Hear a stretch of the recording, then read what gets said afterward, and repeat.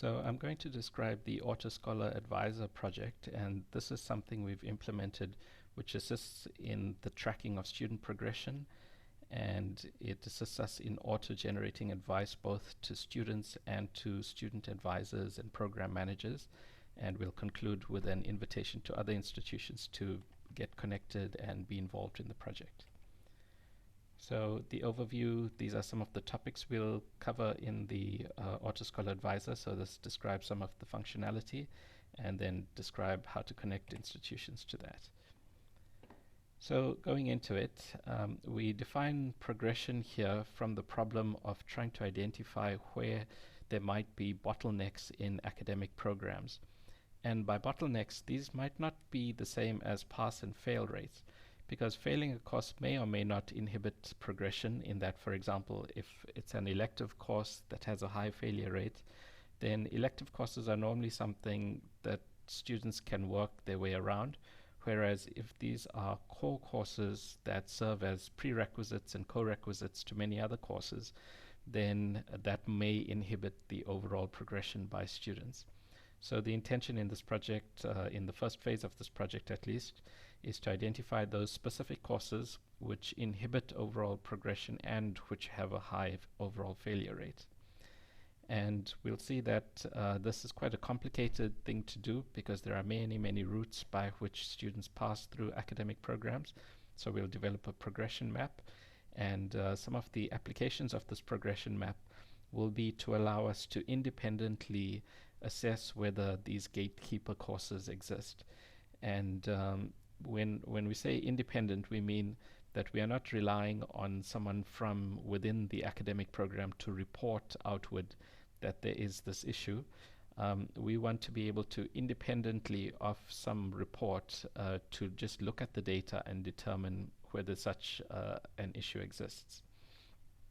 Then we'll find also that in the methods that we develop, it becomes possible to examine our curriculum design and to ask the question whether students are actually passing according to the way that curriculum is designed. And also we want to track whether there are actions being taken on these bottleneck courses. And we'll find some of the more interesting outcomes of this are that we can apply machine learning to actually predict the potential for students to pass certain courses. We are able to look at the student records and use data mining and machine learning to develop predictive models for particular courses. So looking at this so-called progression map, we see that we are plotting on this y-axis the number of students, and on the x-axis the percentage of program credits that have been completed. And you'll see here this is taking the situation of 100 students entering an academic program.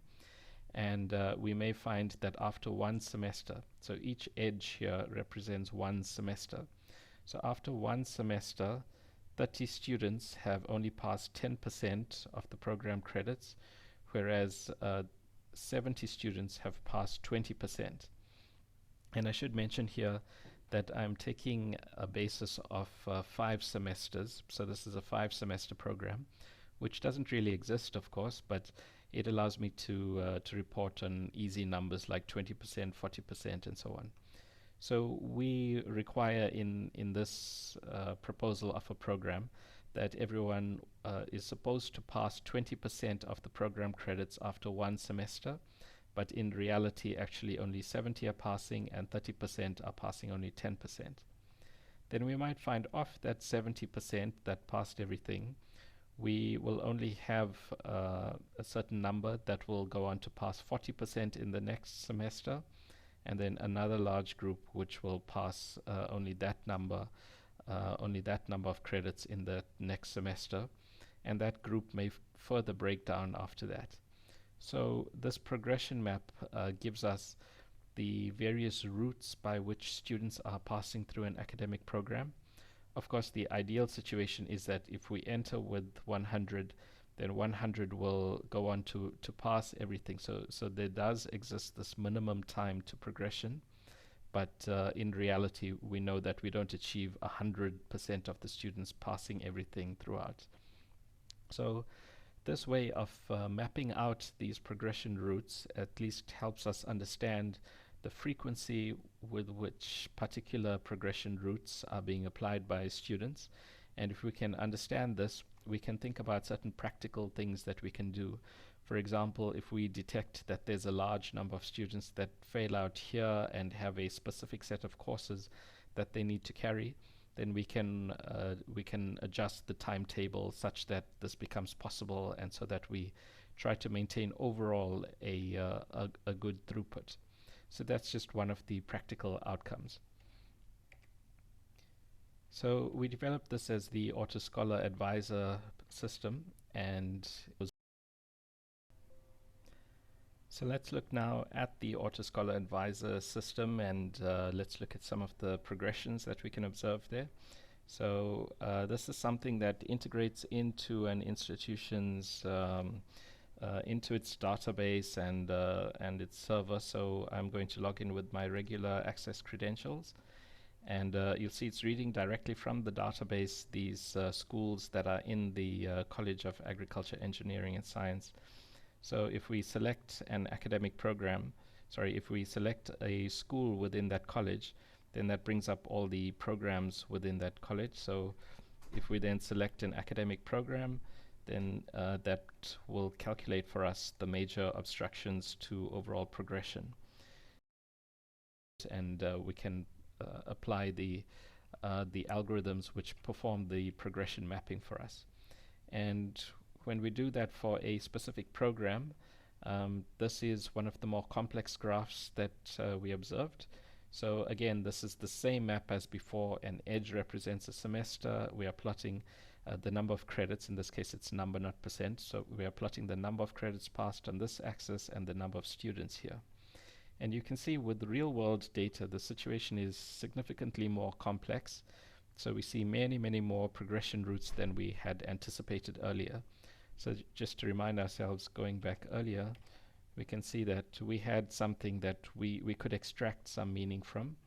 But in the real world, we have so many routes that it becomes quite difficult to track.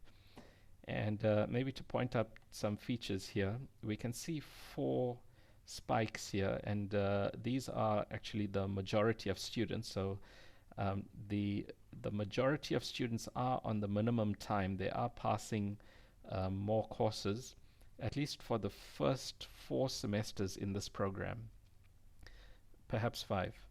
And this is an academic program that has 8 semesters. So you find after 5 semesters, the minimum time group is no longer in the majority. So down here in the tail, we have the majority of our students, and so we really do have to understand these different progression routes by which students are passing through the system. So the main point from this graph is that we have an unexpectedly high level of complexity, and so this graphical tool in itself is not perhaps suitable for identifying bottlenecks. So what we do next is to simplify that picture and observe that, well, not so much observed, but by definition, every student was at some time on the minimum time for progression. So up to some point, the student was on minimum time, and somewhere along the way, that student failed a course and was no longer on minimum time. So it is possible, instead of trying to observe all these routes, to focus on the minimum time students and identify those stumble points where the students are for the first time failing out of that minimum progression route. So the basis of this approach is tree sorting, and here we'll find that we can look at all these progression routes. So if we take the same data that was used to generate this picture, we can create a tree here of all these progression routes. So let's look at on the system what that looks like. So coming back to the presentation, the basis of our calculation is tree sorting. So we take a semester, we look at all the combinations of courses passed, and we sort that according to the maximum number of credits that have been passed. So the minimum time students will show up in the group with the maximum number of credits passed in that semester.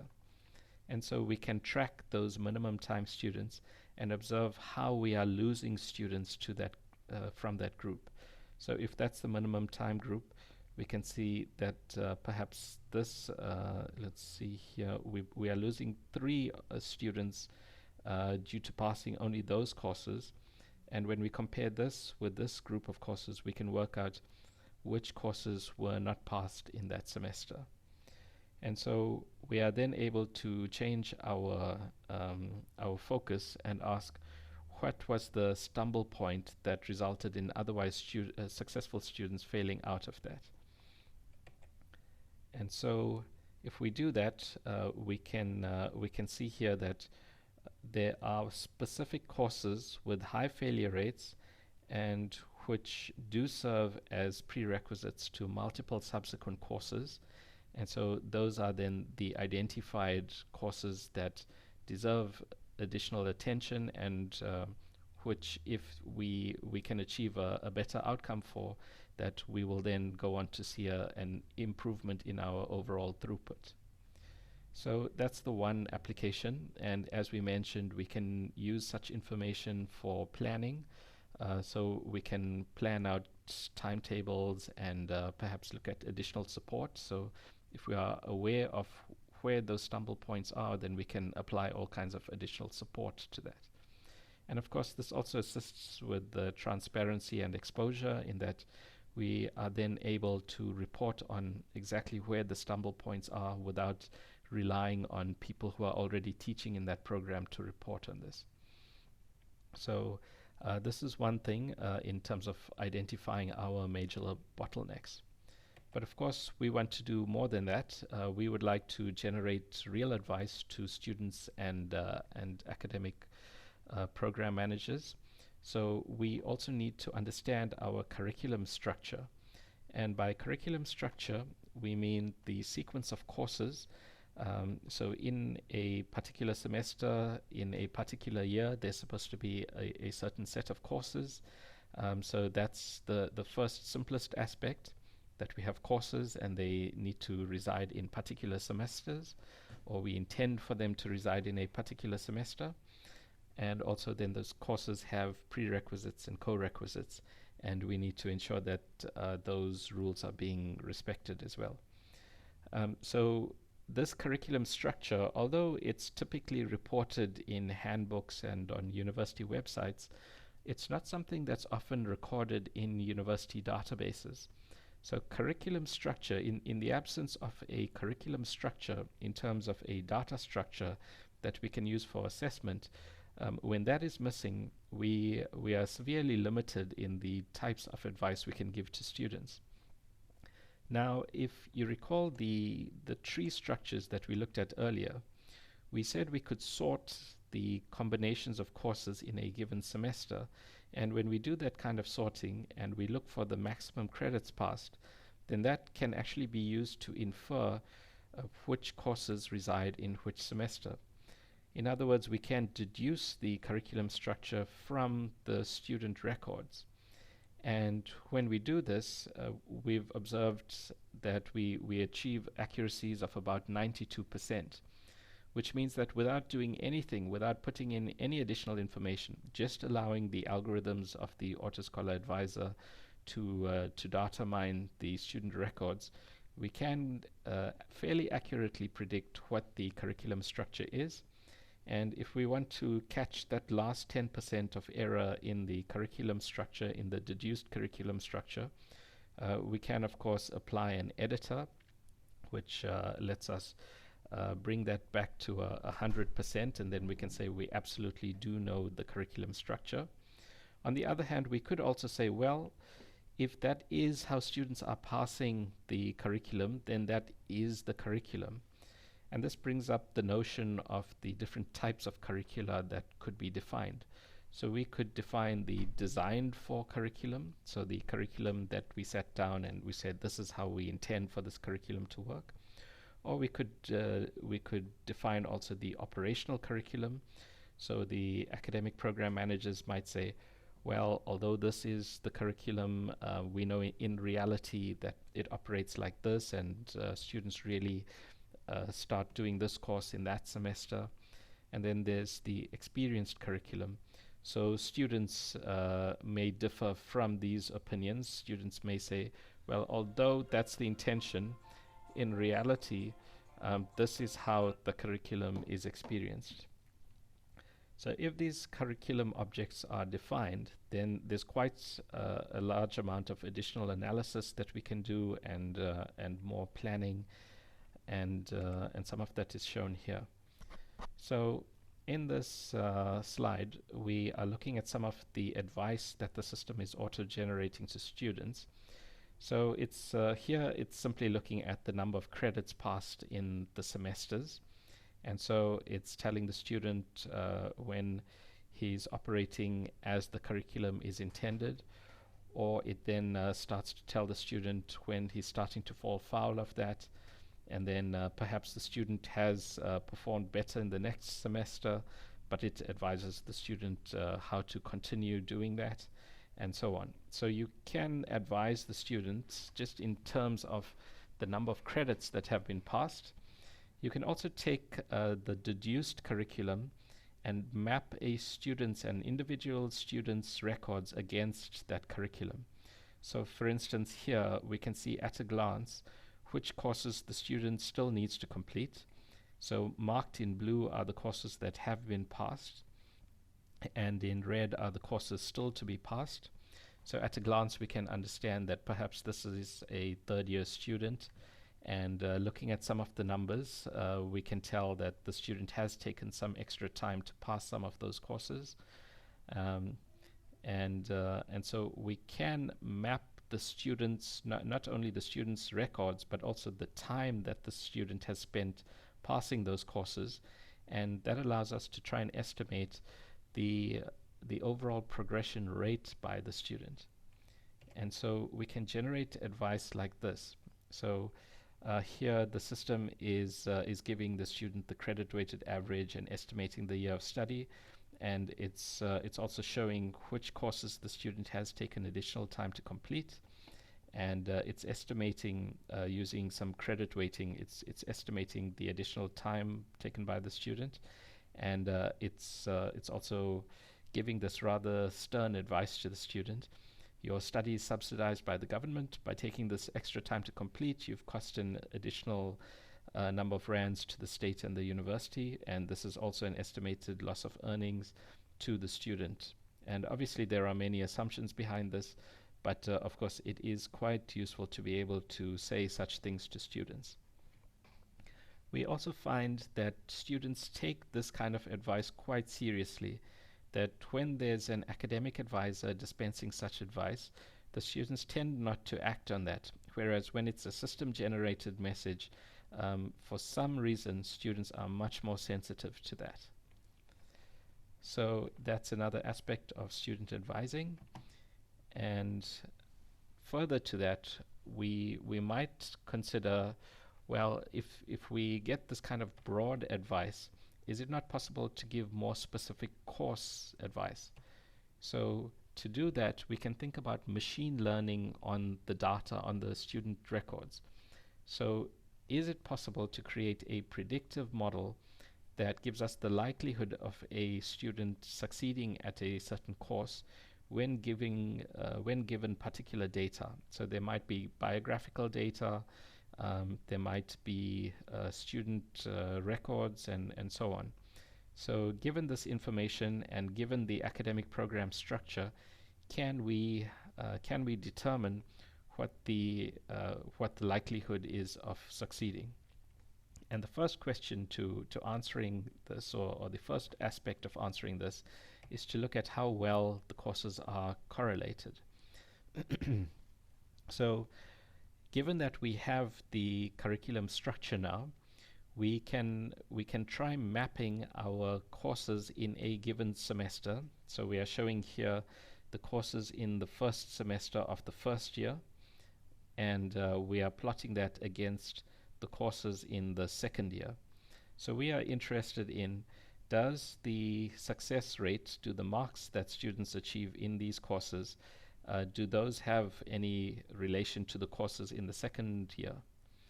And the data that's shown here, these numbers are the Pearson R coefficients. So the R values tell us how well the numbers are correlated. So basically, we take a long list of student results. So for each student, we look at the mark in this course, and then we look at the marks in all the subsequent courses.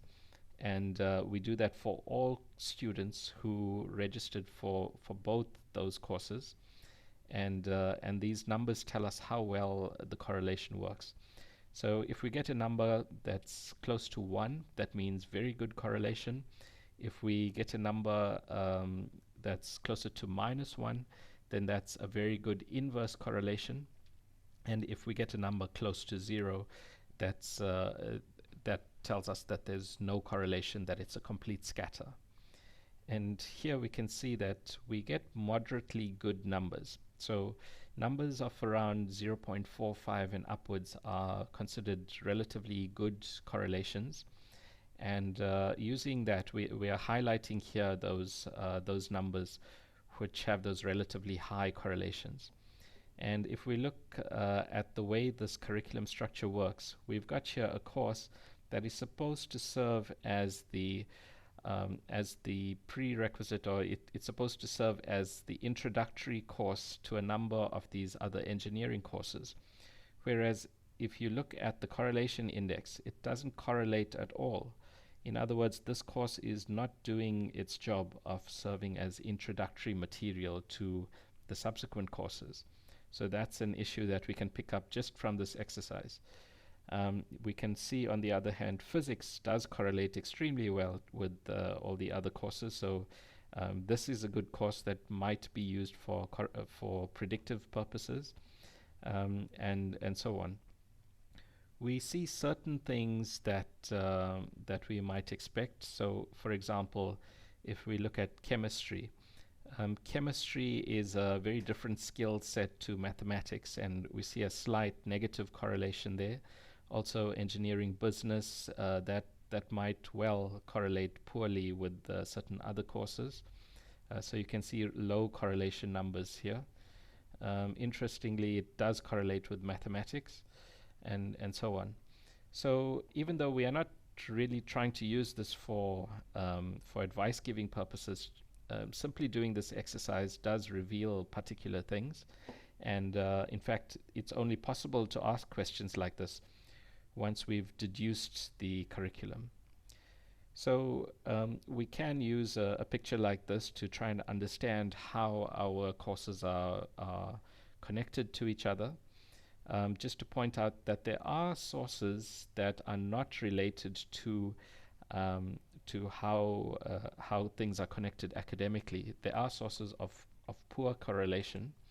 So for example, if you have interference in course marks, so we have an example here where an academic has clearly been causing results to be shifted. Here we can see a high concentration of marks around 50%, and another correlation somewhat of around 40%.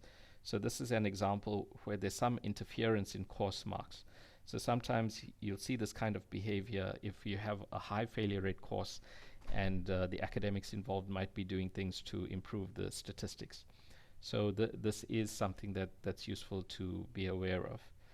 But assuming that doesn't happen in the majority of courses, and really this doesn't happen often, we can extract some useful meaning from these numbers.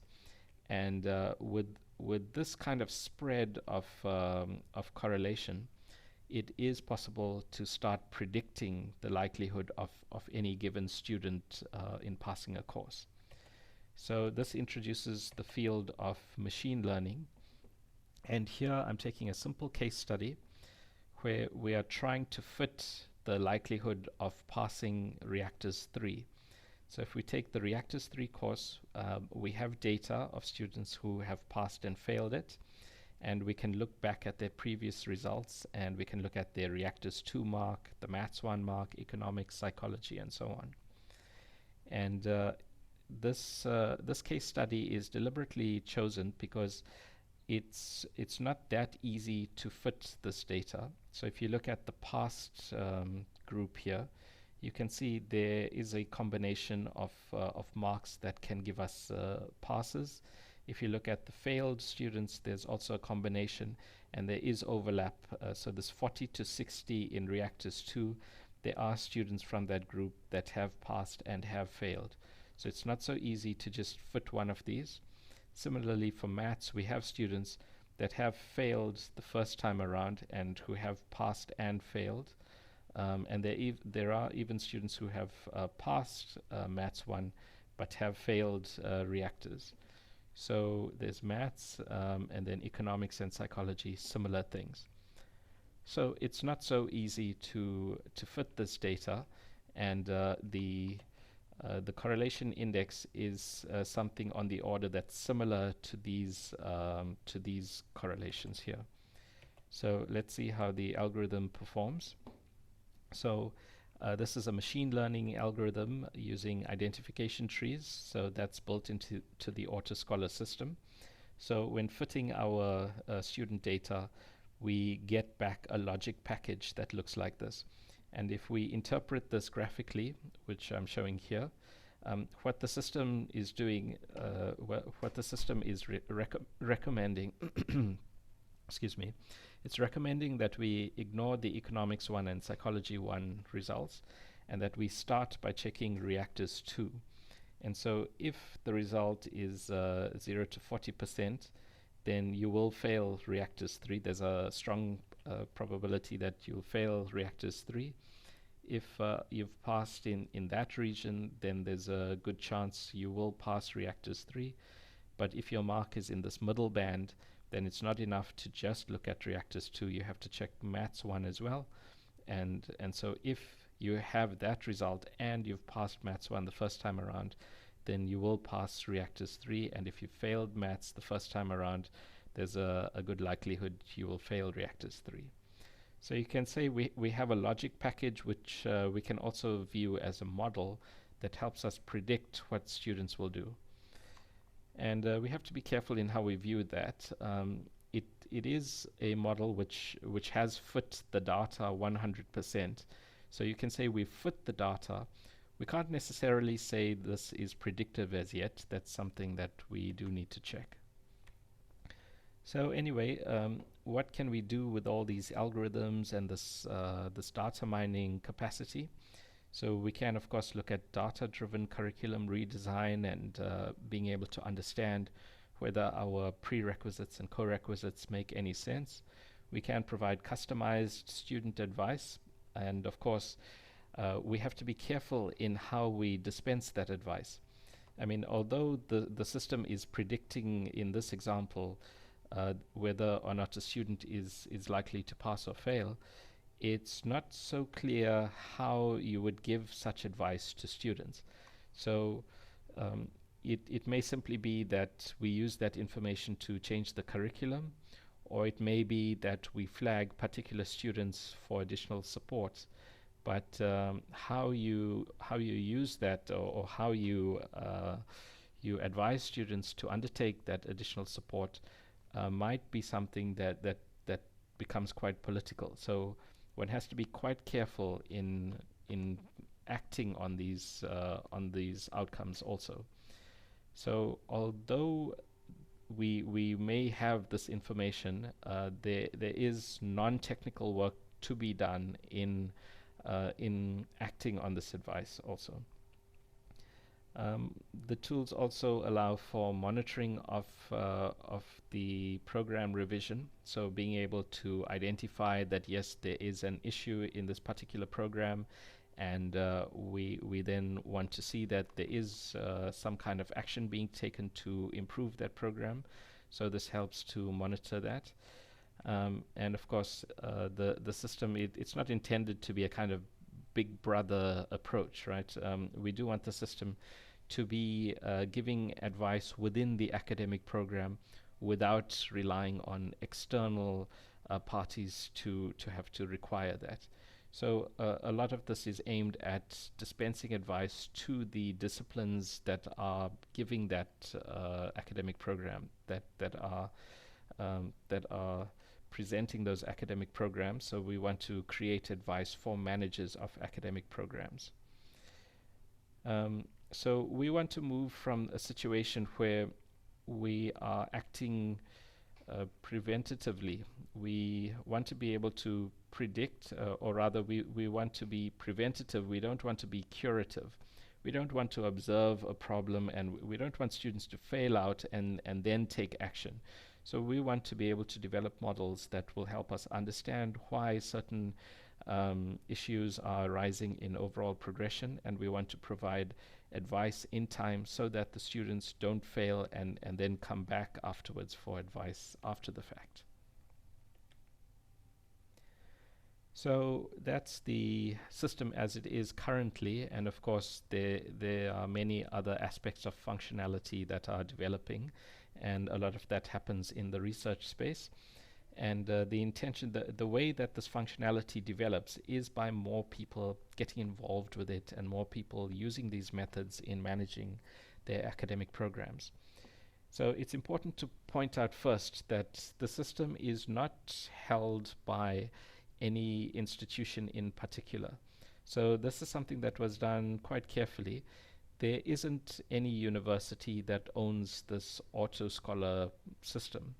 So the IP is held by a private company, the NanoStream Blue private company, and the intention here is to maximize participation and ownership of functionality.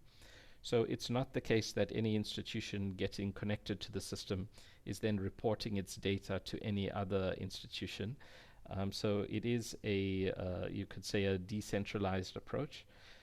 But at the same time, as there's further upgrades and new functionality coming into the system, then all institutions inherit that functionality.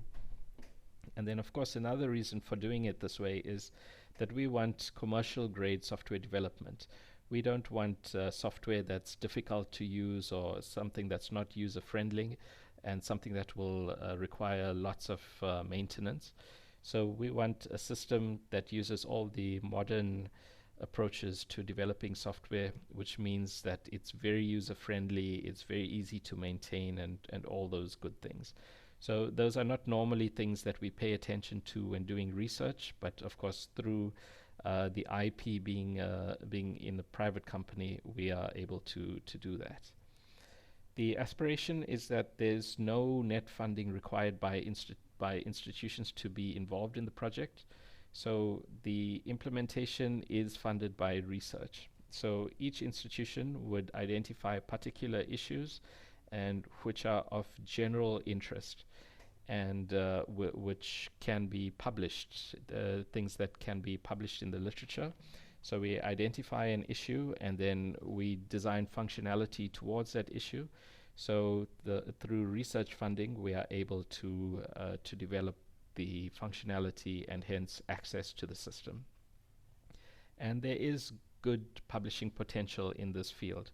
So this is effectively the application of data science to higher education. It is a recognized application. So institutional research is really the field in which we are publishing here.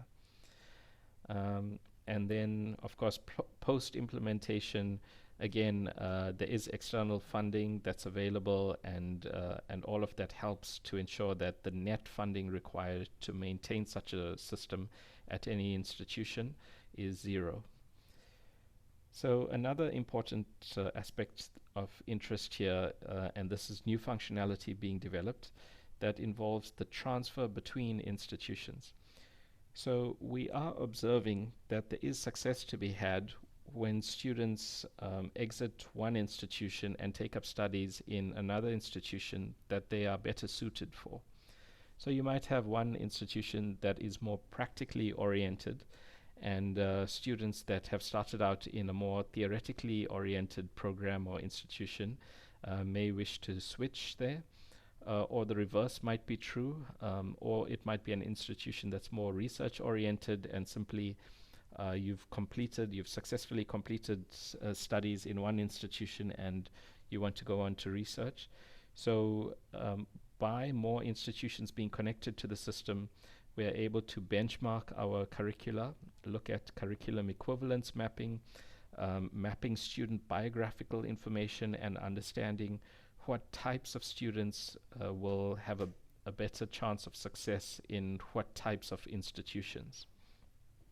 Because when you think about the situation of a student failing continuously and then being excluded from studies, you realize that this is quite a daunting task of now having to try to identify a new institution and trying to understand whether to switch programs and so on. Whereas if we had a system that automatically advised students that yes, this institution is better suited and you are able to carry these credits over there, then you'll save 2 years of study and within a year you'll be able to get this new qualification. That's a much better system than what we currently have. And of course, we also have international transfers. So with interests by universities in other countries, this opens up the educational space much more widely. It helps give resolution on particular issues that are happening in that regard. So many institutions are looking at twinning and transfers of students and so on. If we have a central system which helps us benchmark and assess students, it again leads to a much better likelihood of overall success. So there are issues cropping up with trying to understand the level of quality from one institution and hence how the student will perform in another institution. So having such a centralized system will assist with that. So for more information about these projects, you can visit the company's website, which is nanoblue.net. So we can look here at the other projects available on this NanoStream Blue website. So nanoblue.net, that's the website. And of course the usual things on the landing page where we describe the types of work that the company is involved in. And if we go into current projects, then you'll find information about the AutoScholar Advisor system here. So that's describing some of the current functionality and the upcoming functionality. And then we have these other projects, the Chemicals Without Borders project that's involved in industrial symbiosis, which means matching the waste materials and byproduct streams from any industry with the raw material streams of yet another industry. So basically the raw materials from one process might serve as or might be received as the waste streams from another. So that of course is trying to minimize environmental impact. The AutoScholar, the AutoLab system involves using these single board computers to develop controllers and to automate various things in laboratories. The Modern Scholarship project that's involved in the development of animated simulations for the teaching of complex concepts. And Blue Gold, you could say, is a specific aspect of industrial symbiosis where we focus on the use of alternate technologies to reduce the amount of water. So this is about conservation of water. Of course, the vacancies are described on the site, and you can also get more training videos on some of our other systems, the privacy policy, and contact information. So that's the website where you can learn more about the various projects going on in the NanoStream Blue company.